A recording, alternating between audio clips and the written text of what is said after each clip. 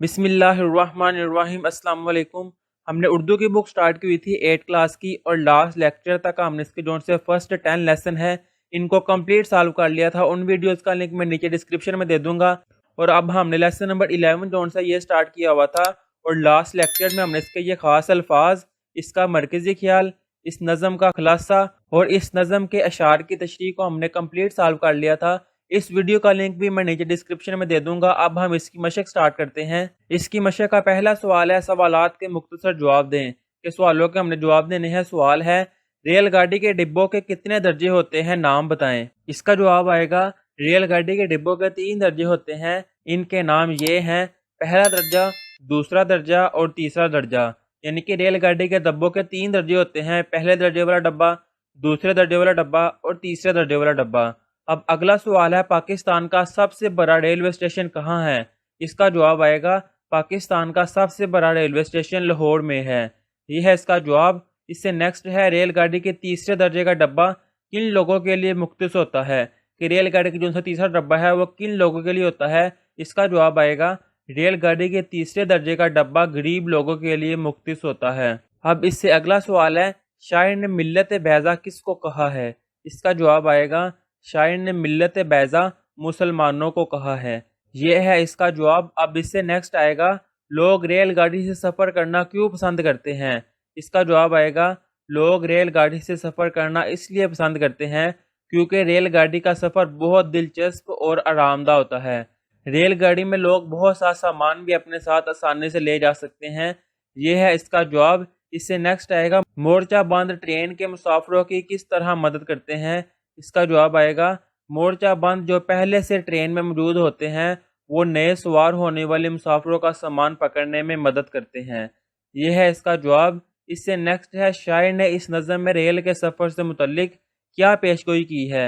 इसका जवाब आएगा, इस नज़म में शायर ने रेल के सफ़र से मुतल्लिक ये पेशगोई की है कि रेल का सफ़र बहुत दिलचस्प होता है। और इसके साथ ही साथ हमें इस बात से भी आगाह किया है कि जो लोग रेल का सफ़र करते हैं इनको किन मुश्किलात का सामना करना पड़ता है। यह है जवाब। अब इससे आगे है क्वेश्चन नंबर 2, मुंदरजा झैल सवालात के तफसीली जवाब दें। कि ये जो से नीचे सवाल दिए गए हुए हैं इनके तफसील से जवाब देने हैं। पहला सवाल है, रेलगाड़ियों और जहाज़ों के सफ़र को माहौल दोस्त भी कहा जाता है, क्यों, वजह बयान करें। इसका जवाब आएगा, रेलगाड़ियों और जहाज़ों के सफ़र को माहौल दोस्त इसलिए कहा जाता है, माहौल दोस्त का मतलब कि माहौल के लिए वो अच्छे साबित होते हैं क्योंकि ये दोनों चीज़ें फ़ज़ाई आलूदगी का सबब नहीं बनती। क्योंकि वो लोग जो जहाज़ों और रेलगाड़ियों में सफ़र करते हैं, अगर वो तमाम लोग अपनी अपनी गाड़ियों में सफ़र करने को तरजीह देने लगें तो ऐसे में गाड़ियों की तादाद में इजाफा होगा और गाड़ियों के इंजन से निकलने वाला धुआं माहौल में आलूदगी फैलाने का बायस बनेगा। ये है इसका जवाब। कि अगर हर कोई रेलगाड़ियों और जहाज़ों में सफ़र नहीं करेगा, हर कोई अपनी अपनी गाड़ी पर सफ़र करेगा, फिर उससे निकलने वाला जो सा धुआं है वो माहौल को आलूदा करेगा। इसलिए ज़्यादातर चाहिए कि रेलगाड़ियों और जहाज़ों में ही सफ़र किया जाए। अब इससे नेक्स्ट है, बे वाला। मज़ाह के हवाले से इस नज़म की खूबियाँ अपने अल्फाज में बयान करें। कि मज़ाह के लिहाज से इस नज़म की जो सी खूबियाँ बयान की गई हैं उनको अपने अल्फाज में लिखें। इसका जवाब आएगा, इस नज़म में रेलवे स्टेशन पर पेश आने वाले वाक़यात को बड़ी खूबसूरती के साथ मज़ाहिया अंदाज में बयान किया है। कि जब रेलवे स्टेशन पर मुसाफिर अपने घर का सामान जैसे कि खेत के गन्ने, घर की चारपाई, घर के बिस्तर, गर्ज के घर की हर शय अगर अपने साथ उठा लाएंगे तो फिर इस हजूम की वजह से मुसाफिरों का सामान भी एक दूसरे से टकराएगा, जिसके बायस मुसाफिरों के सामान की आपस में लड़ाई होती हुई दिखाई देगी। यानी कि शायद जो उनसे वो मज़ाहिया अंदाज में बयान कर रहा है कि रेलवे स्टेशन पर रेलगाड़ी पर सफ़र करने वाले उनसे मुसाफिर हैं वो अपने घर का काफ़ी कुछ यानी कि अपने घर का सारा सामान ही ले आते हैं, जिसकी वजह से रेलगाड़ी में जो से सामान है वो आपस में टकराता है। ऐसा लगता है जैसे सामान जो उनसे वो लड़ रहा है। ये है इसका जवाब। अब इससे आगे जीम वाला है, आपको ये नज़म कैसी लगी, क्या इसका हकीकी ज़िंदगी से कोई ताल्लुक़ है। इसका जवाब आएगा, मुझे ये नज़म बहुत अच्छी लगी है। जी हाँ, इसका हकीकी ज़िंदगी से बहुत गहरा ताल्लुक़ है। ये नज़म हकीकत पर मुबनी है जैसे मज़ाहिया अंदाज में बयान किया गया है। यानी कि कहा जा रहा है जैसे नज़म में बयान किया गया है ना मज़ाहिया अंदाज में रेलगाड़ी का सफ़र, ऐसे ही हकीकी दुनिया में भी होता है। ये है इसका जवाब। अब इससे आगे है दाल वाला। नज़म का मरकज़ी ख्याल तहरीर करे। तो इस नज़म का मरकज़ी ख्याल جب ہم نے اس نظم کے اشعار کی تشریح کی تھی تب ہم نے مرکزی خیال بھی کر لیا تھا. اس ویڈیو کا لنک میں نیچے ڈسکرپشن میں دے دوں گا، آپ وہاں سے جا کے اس نظم کا مرکزی خیال دیکھ سکتے ہیں. اب اس سے آگے ہے کویسچن نمبر 3. متن کے مطابق درست جواب پر ٹک کا نشان لگائیں. ان میں سے جون سا درست ہے وہ ہم نے بتانا ہے. الف والا ہے تیری قسمت میں لکھا جا چکا ہے. پہلا درجہ، دوسرا درجہ، تیسرا درجہ یا چوتھا درجہ؟ اس کا جواب آئے گا تیسرا درجہ. بے والا ہے کھڑکی سے کس نے لڑکارا؟ اپنے دوستوں کو، کلی کو، مورچہ بندوں کو یا بھائیوں کو؟ اس کا جواب آئے گا مورچہ بندوں کو. جیم والا ہے سکر پر اترتا شخص جہاں پہنچے، ایران، افغانستان، تاجکستان یا اصفہان؟ اس کا جواب آئے گا اصفہان. اب اس سے آگے دال والا ہے وہ گڑ کی اٹھا لایا ہے، انگیٹھی تک، چارپائی تک، برتن تک یا کھڑکی تک؟ اس کا جواب آئے گا چارپائی تک.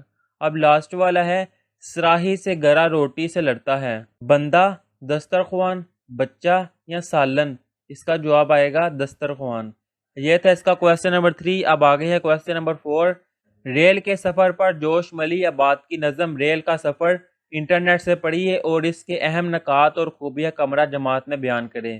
یعنی کہ یہ بھی ایک شاعر ہے، ان کی نظم ہے ریل کا سفر، اس کو پڑھیے اور اس کے بارے میں خوبیاں کمرہ جماعت میں بیان کریں. تو یہ جو ہے عملی سوال ہے، پیپر میں آنے والا نہیں ہے، اس لیے میں نے اس کو نہیں کیا. اب اس سے آگے ہے کویسچن نمبر 5. درج ذیل ضرب المثال کے مفاہیم واضح کریں. کہ یہ جو سے ضرب المثال دیے گئے ہیں ان کے کیا مفہوم ہے، کیا معنی ہے، وہ ہم نے واضح کرنا ہے.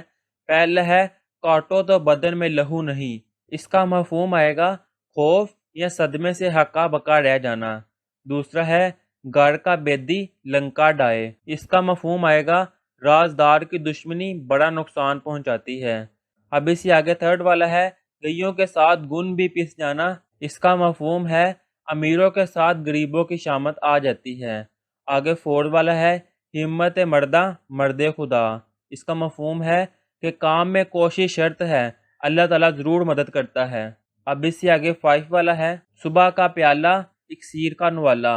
اس کا مفہوم ہے کہ صبح کا تھوڑا سا کھا لینا بہت مفید ہوتا ہے. یہ ہے اس کا جواب.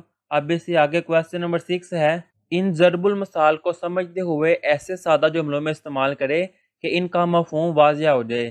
کہ یہ جو سے ضرب المثال ہے ان کو سادہ الفاظ میں جملے بنانے ہیں کہ ان ضرب المثال کے معنی جو سے مفہوم جو سے وہ واضح ہو جائے.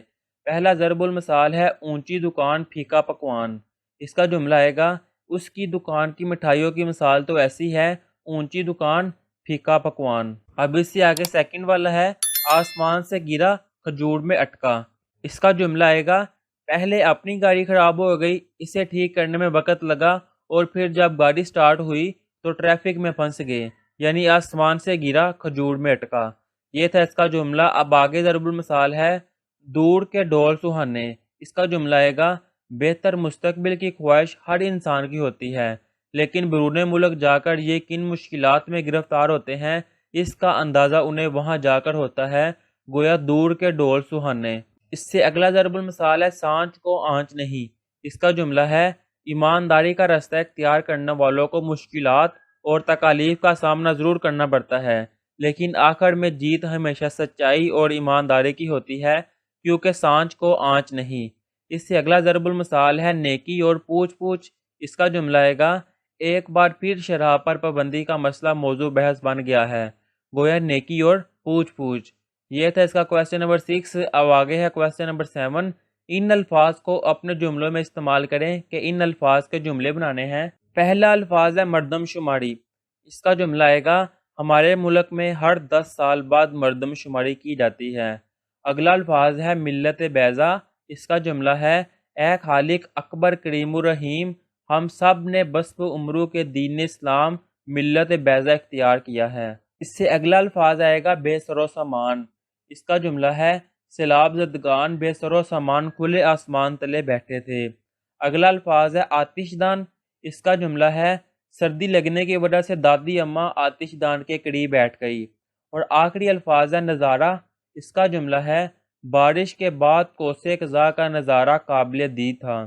یہ جملہ بھی لکھ سکتے ہیں کہ صبح کا نظارہ دل کو بہت اچھا لگتا ہے. یہ تھا اس کا کویسچن نمبر 7. اب آگے ہے کویسچن نمبر 8. درج ذیل اشعار کی تشریح کریں اور حوالہ اشعار بھی تحریر کریں.